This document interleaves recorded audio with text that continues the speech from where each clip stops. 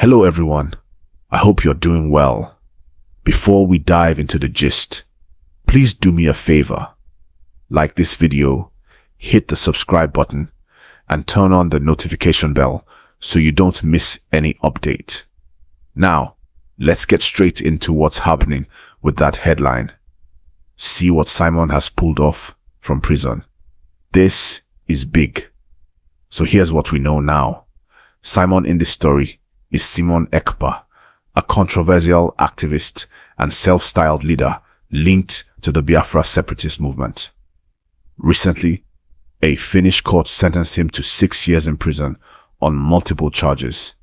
The charges include terrorism-related offenses, aggravated tax fraud, and violations of legal ethics.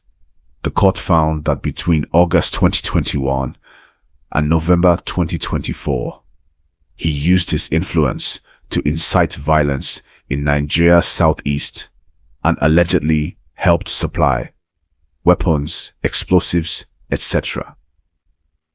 to separatist groups. Now, relating that back to see what Simon has pulled off from prison. Quite a lot of people are claiming that Simon has managed something major from within the prison. Some viral videos are circulating which show him in court appearances, speaking to followers, or being greeted by people.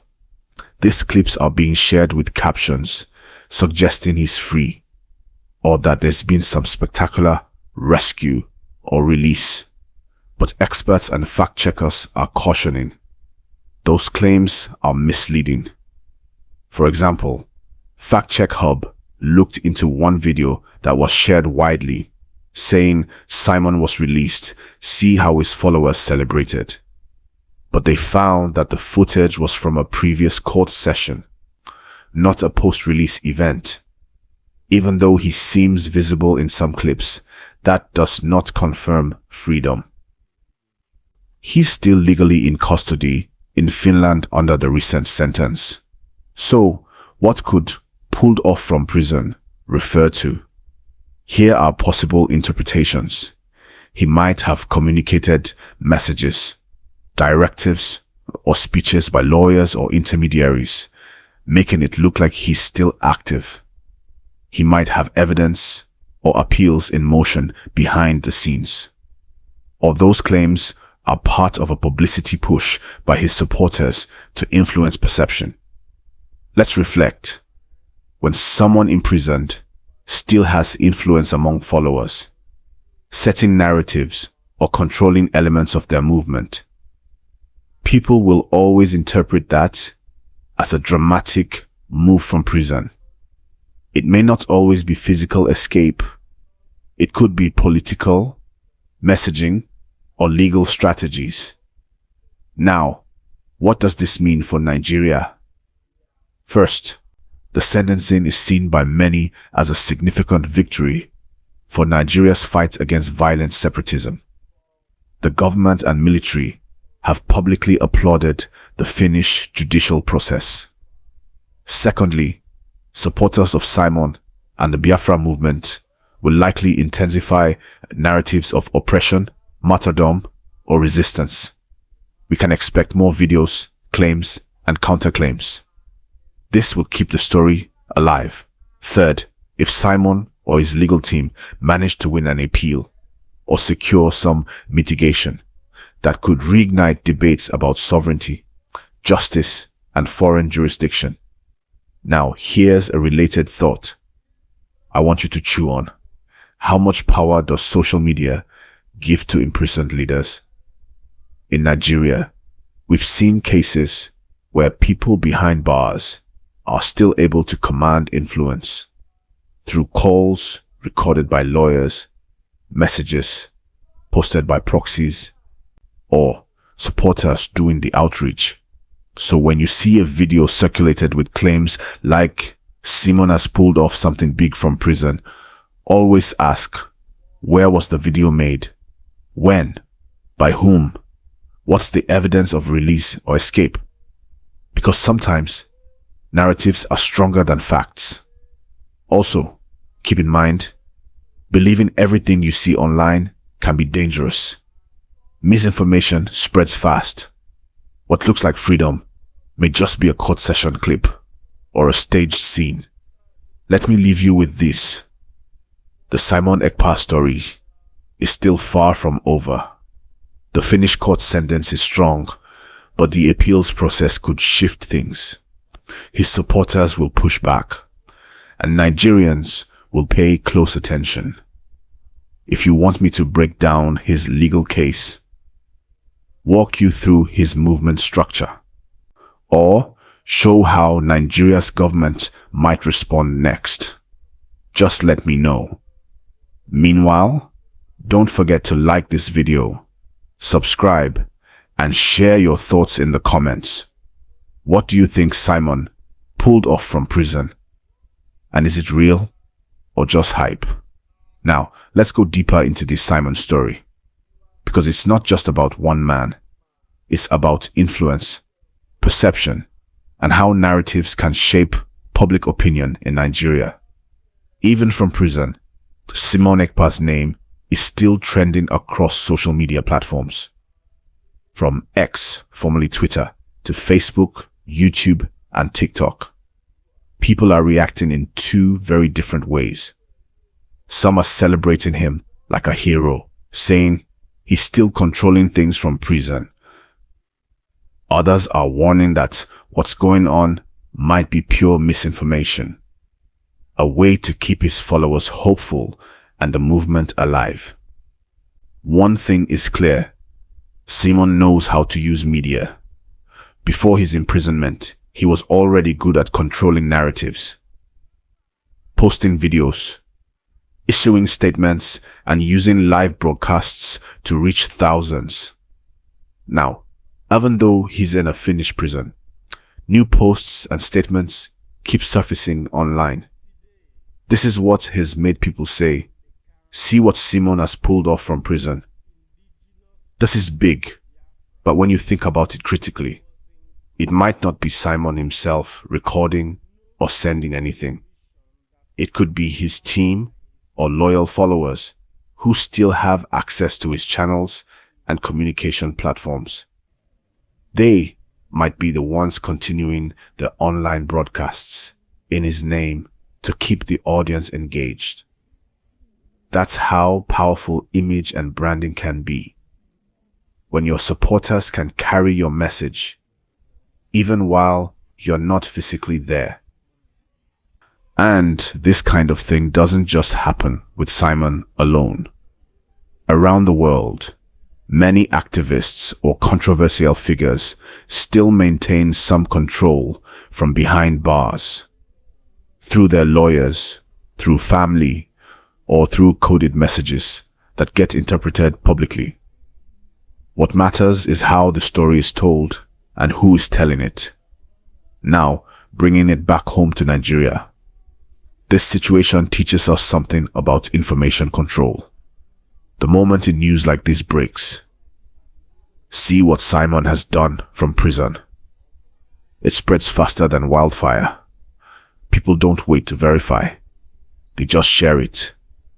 Within minutes, it's everywhere. WhatsApp groups, Facebook pages, even blogs start posting with their own captions and opinions. But do we ever pause to ask, is it real? Or who started it? That's where most of us fall for propaganda or emotional storytelling. And in a country like Nigeria, where political and ethnic issues are already sensitive, stories like this can easily spark tension if not verified. Now, something else to note is how Simon's ongoing influence is affecting the southeast region of Nigeria. Despite being in prison, reports say that some loyal groups still observe his sit-at-home orders occasionally, even though these directives have caused hardship for ordinary people and businesses. That's why the Finnish court viewed his actions seriously, because his words were seen to have real-life consequences, even across borders. Imagine someone in another continent, but their messages are strong enough to shut down shops, schools, and transport in parts of Nigeria.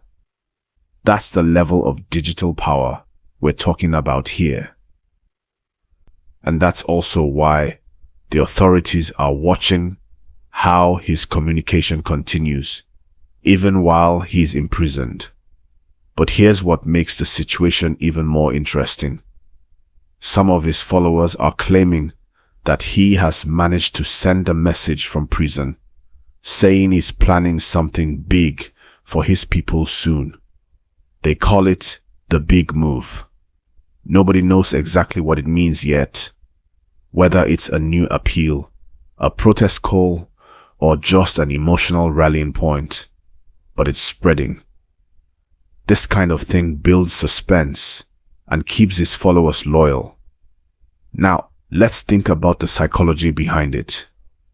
When a leader is arrested or imprisoned, their followers often become more emotionally attached because they feel like the person is being persecuted. So even a small message or a rumor of a message becomes big news. That's why you're seeing phrases like, "See what Simon has pulled off from prison."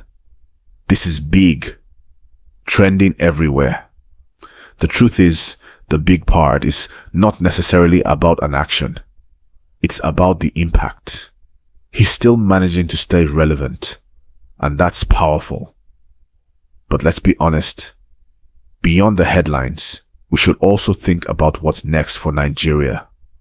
Will the government and international community treat this as a step toward peace, or as a reminder that there's more to do to handle separatist tensions peacefully? Will this case discourage others from spreading incitement, or will it inspire more underground digital activism? Either way, Nigeria needs dialogue, not division. We need real conversations about unity, fairness, and regional development, so that movements like these don't keep gaining emotional power over people who feel unheard.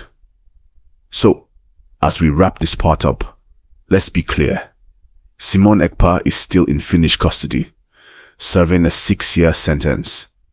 The talk about him pulling off something big from prison seems to be mostly about how his message and image continue to circulate online, not an actual escape or physical action. But it's still a strong reminder of how information and perception can shape power. And before I continue into the next segment, where I'll break down how misinformation spreads in Nigeria and how to identify fake news quickly, please like this video, subscribe, and drop your opinion in the comments. Do you think Simon actually pulled something off from prison? Or is it just hype by his supporters? Now, let's talk about something very important that ties into this whole Simon pulled off something big from prison story. And that's how misinformation spreads in Nigeria, especially around sensitive issues like politics, ethnicity, or security. In Nigeria, we all know how fast news travels. The moment something drops, whether it's true or not, people just start forwarding it. You'll see headlines like, "Breaking, Simon escapes prison," or "Simon sends secret message from jail." And before you even finish reading, it's already in 10 WhatsApp groups and 50 Facebook pages.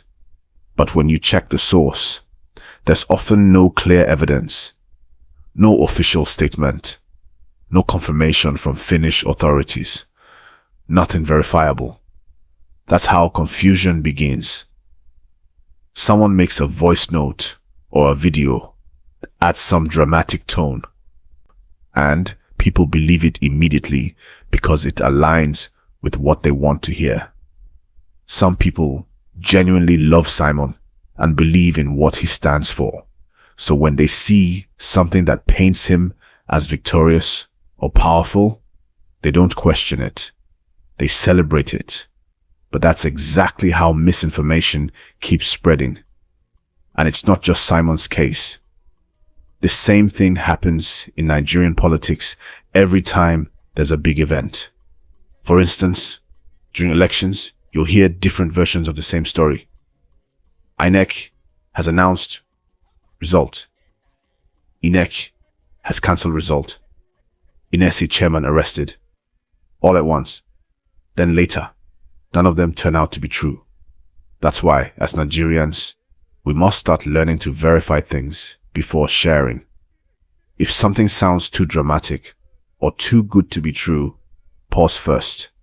Check the date, the source, and if possible, search it on a reliable news platform like Premium Times, Channels TV, or BBC Pidgin. If those ones are not talking about it, it's probably false. Now, let's go back to Simon. Even though he's in prison, his name still drives traffic online.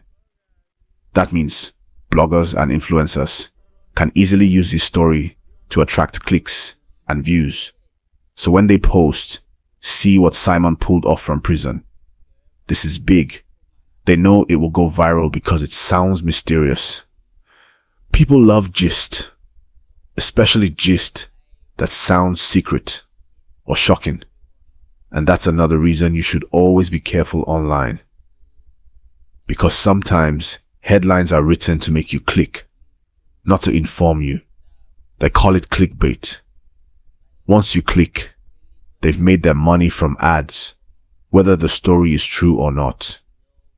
That's why you see stories like Simon pulls off major move from prison without any real proof or updates inside the article. But let's look at the other side too. Why do people keep talking about Simon even now? It's because of what he represents to a group of people. Whether you agree with him or not, you can't deny that he touched a nerve in the conversation about injustice and self-determination. Many people feel like the government doesn't listen to them. So when someone comes and speaks boldly, they see him as their voice. Even though his methods and messages have caused controversy, that emotional connection still exists. That's why you'll still find people sharing his name, quoting him, or making videos about him. It's almost like when someone becomes a symbol, they stop being just one person. They become a movement. Now, another interesting angle here is how this story might affect diplomatic relations. Nigeria and Finland have been in talks for months over Simon's activities before his arrest. Nigeria's government had even pressured Finland earlier to control his broadcasts because they were causing unrest in Nigeria. Now that he's in prison, some are wondering, will his sentence bring peace to the southeast, or will it cause more agitation? From what's happening now, it looks like the movement won't end immediately. Some of his supporters online are already saying that the struggle continues. Even from behind bars, they are treating Simon like a political prisoner, not a criminal. So in their eyes, his imprisonment is not defeat. It's sacrifice. That's why you see so many emotional posts, like, see what Simon has pulled off, even from prison. It's a way of saying he's still winning. Whether that's true or not depends on how you define winning. But here's the thing. All of this also shows how powerful digital influence has become. Just think about it. Someone locked up in another continent, and yet people in Nigeria are still reacting to his messages, arguing about his videos, and even taking actions because of him. That's the kind of global influence social media gives people today. So if you're watching this right now, let this be a reminder. What you post or share online can move people, for good or for bad.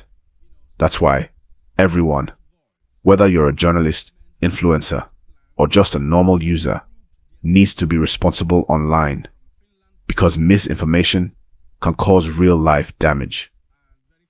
Now, before we move into the final part, where I'll explain how this story connects with the wider trend of digital activism in Africa and how governments are trying to manage it, please like this video, subscribe, and drop your thoughts in the comment section. Do you think Simon's online influence should still be allowed to continue while he's serving his sentence? Or should Finland and Nigeria put stronger controls in place?